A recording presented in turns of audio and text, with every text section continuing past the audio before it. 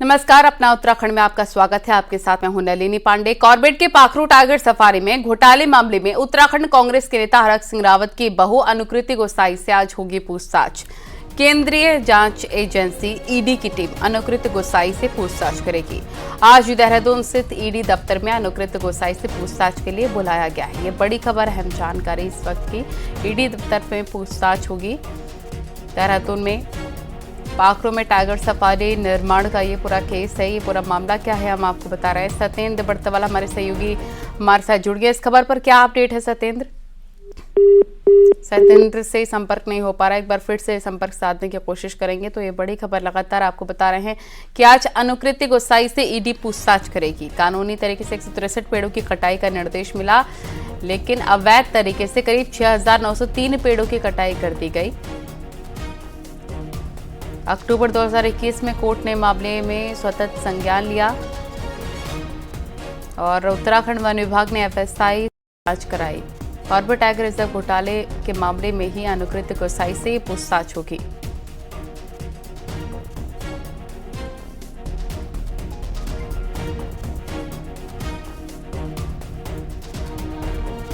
बड़ी खबर, अहम जानकारी इस वक्त की।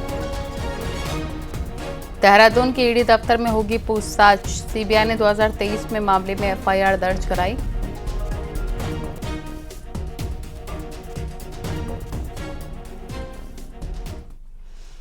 और बीजेपी विधायक महेश जीना की मुसीबतें बढ़ती जा रही हैं। देहरादून में म्युनिसिपल कमिश्नर के साथ हुए विवाद के मामले में विधायक के साथ 4 लोगों पर मुकदमा दर्ज हुआ। निगम कर्मचारी की तहरीर पर महेश जीना पर गंभीर धाराओं में मुकदमा दर्ज किया गया। पुलिस ने कर्मचारियों के साथ गाली गलौज और जान से मारने की धमकी की धाराओं में केस दर्ज किया है। वहीं निगम कर्मचारियों ने महेश जीना की अरेस्टिंग की मांग की और कहा कि जब तक जीना की गिरफ्तारी नहीं होगी तब तक हड़ताल पर रहेंगे।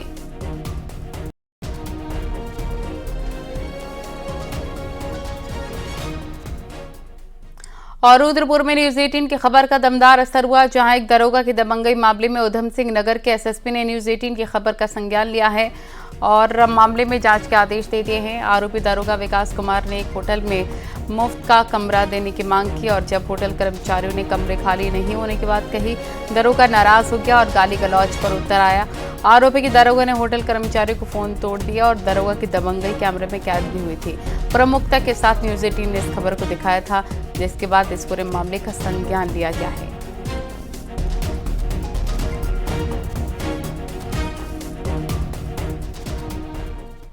दो महीने तक दिन रात चली पेट्रोलिंग के बाद वन विभाग आखिरकार 2 बच्चों के मौत के दोषी गुलदार को पकड़ने में कामयाब हो गया। इस गुलदार ने 26 दिसंबर को देहरादून के सिंगली गांव और 25 फरवरी को देहरादून के ही किमाड़ी में 2 को मार डाला था। इस बीच गुलदार ने कैनाल रोड पर भी एक बच्चे पर हमला कर उसे घायल कर दिया था। पिछले साल 26 दिसंबर से ही इस गुलदार की तलाश हो रही थी। इसके लिए 40 से अधिक वनकर्मी तैनात किए गए थे, तो ड्रोन कैमरा ट्रैप की भी मदद ली जा रही थी। आखिरकार गुलदार किमाड़ी के जंगल में लगाए गए पिंजरे में कैद हो गया। करीब 6 साल के इस गुलदार के 2 कैनाई टूटे हुए थे।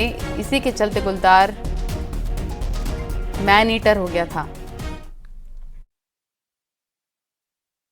कि आज सुबह भीतरली क्षेत्र में हमारे द्वारा एक पिंजरा लगाया गया था, जिसमें फाइनली जो प्रॉब्लम एनिमल था उसको जो है ट्रैप कर लिया गया।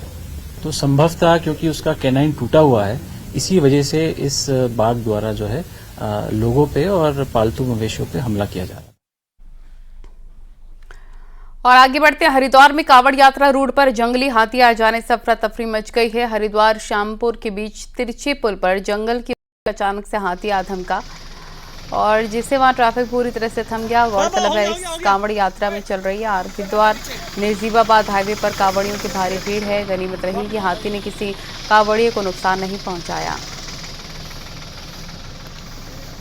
हो गया।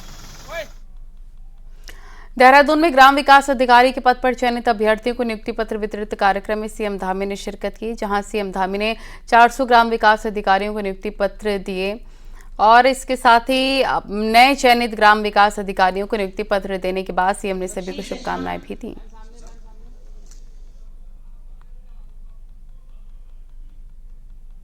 उत्तराखंड में भी आज बहुत सारे हमारे गांव हैं जो दूर दूर हैं, दुर्गम हैं, वहां पर विकास की आवश्यकता भी है।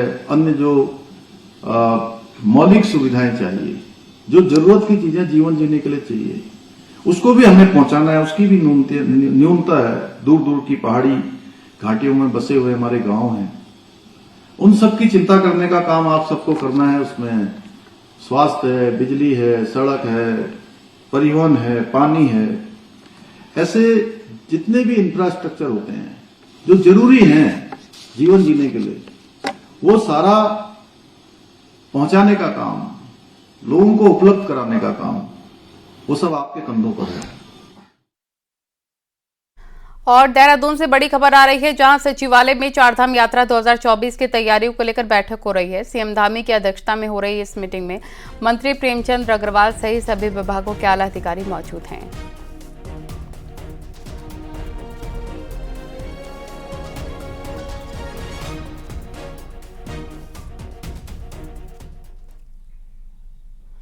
और देहरादून से बड़ी खबर, जहां सचिवालय में चारधाम यात्रा 2024 की तैयारी को लेकर मीटिंग है। सीएम धामी की अध्यक्षता में हो रही इस मीटिंग में मंत्री प्रेमचंद अग्रवाल सहित सभी विभागों के आला अधिकारी मौजूद हैं।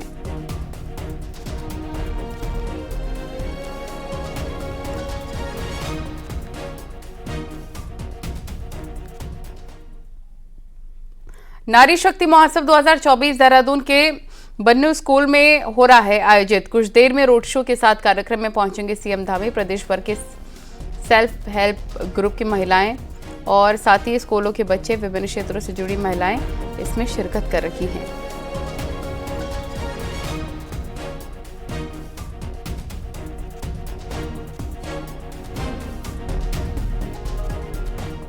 और देहरादून से बड़ी खबर आ रही है, जहां कांग्रेस में उम्मीदवार तय होने में देरी, नेताओं की धड़कनें बढ़ने लग गई है। कल देरी में दूसरी स्क्रीनिंग कमेटी की बैठक हुई। इसमें उम्मीदवारों को लेकर कोई फैसला नहीं हो सका और जल्द तीसरी स्क्रीनिंग कमेटी की बैठक में उत्तराखंड में लोकसभा की सीटों पर उम्मीदवारों के नाम तय होने की बताई जा रही हैं।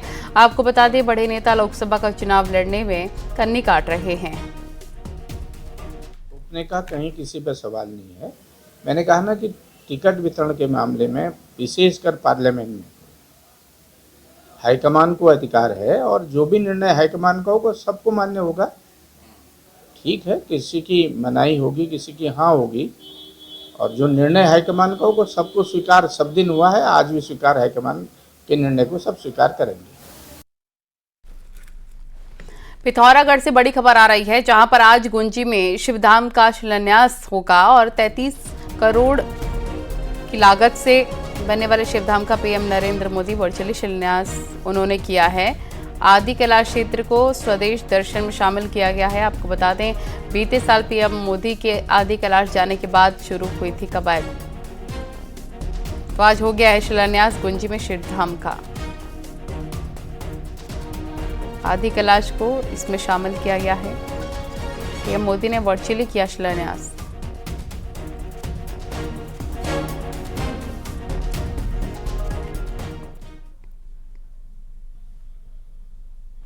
टूरिस्ट स्पॉट माल देवता में गर्मी के सीजन में अब आपको पानी की तलाश नहीं करनी पड़ेगी। एमडीडीए माल देवता में एक अत्याधुनिक वाटर पार्क बनाने की तैयारी है। 9 मार्च को मुख्यमंत्री पुष्कर सिंह धामी इसका शिलान्यास करने वाले हैं। एमडीडीए ने 9 मार्च को अपनी दर्जन भर से अधिक परियोजनाओं का लोकार्पण शिलान्यास करने की तैयारी की है। मुख्यमंत्री 9 मार्च को सहस्त्रधारा रोड से सिटी पार्क, हरबटपुर बस अड्डा का भी लोकार्पण करेंगे। स्वरूप में नहीं है, उसमें भरान हो चुकी है, तो पहले तो हम लोग उसको खुदाई करके तालाब के रूप में ले आएंगे। दूसरा, उसके चारों तरफ हम पाथवे बनाएंगे ताकि मार्निंग वॉक वगैरह की जा सके। इसके अलावा उसके किनारे किनारे जो हम पाथवे बनाएंगे उस पर दोनों तरफ वृक्षारोपण और बेंच भी लगाएंगे। और चूंकि जल संग्रहण हो जाएगा तो उसमें एक अच्छी हम बोटिंग या जल संबंधी जो गतिविधियां हैं वो भी कर सकते हैं। चारधाम परियोजना की सिलक्यारा सुरंग में सिलक्यारा की ओर से भूस्खलन वाले क्षेत्र में ट्रीटमेंट का काम अभी वहीं शुरू नहीं हो पाया है। हालांकि यहां कार्य कैसे करवाना है, इसको लेकर लगातार मंथन चल रहा है। बीते दिनों इसी कार्य का निरीक्षण करने के लिए NHIDCL के MD और ED निर्माणाधीन सिलक्यारा सुरंग पहुंचे थे। सिलक्यारा टनल हादसे को लगभग 4 माह का समय पूरा होने वाला है। अपडेट ये है कि हम आपको मौके पर दिखा सकते हैं कि किस तरह के हालात है। लगातार वर्किंग कार्य बाहर का जो है वो लगातार स्टार्ट है और आप देख सकते हो कि पूरी तरह से हरकत में मशीनें हैं, क्योंकि जो टनल साइड है यहाँ पे एक पुल बनना है जिस पे लगातार कार्रवाई की जा रही है और अंदर जो टनल के अंदर जो साइड है उस पर हालांकि कार्य नहीं हो पाया है, पर जो NHAI डीजल के बड़े अधिकारी है दिल्ली से देहरादून से वो यहाँ पे दौरा करके चले गए हैं और उम्मीद की जा सकती है कि जल्द ही ये काम भी शुरू कर दिया जाएगा, क्योंकि बताया जा रहा है कि ऑस्ट्रेलियन जो कंपनी है वहाँ इसकी DPR बना रही है, क्योंकि जिस तरह से अंदर टूट हुई और किस तरह से जो उसको किस तरह से यहाँ से हटाना है, तो उसके अध्ययन के बाद जो वो रिपोर्ट बनाएगी उसी के तरीके से काम किया जाएगा। जल्दी लोकसभा चुनाव की आचार संहिता जारी होने वाली है। इसको लेकर इलेक्शन कमीशन अपनी तैयारियों को अंतिम रूप देने में जुटा हुआ है। उत्तराखंड में आयोग ने 75% वोट परसेंटेज का टारगेट रखा हुआ है और इसके लिए आयोग का ऐसे एरिया में विशेष फोकस है जहां पिछले लोकसभा चुनाव में कम वोट पड़े थे, जो एरिया बहुत दूर हैं या फिर ऊंचाई वाले क्षेत्रों में है।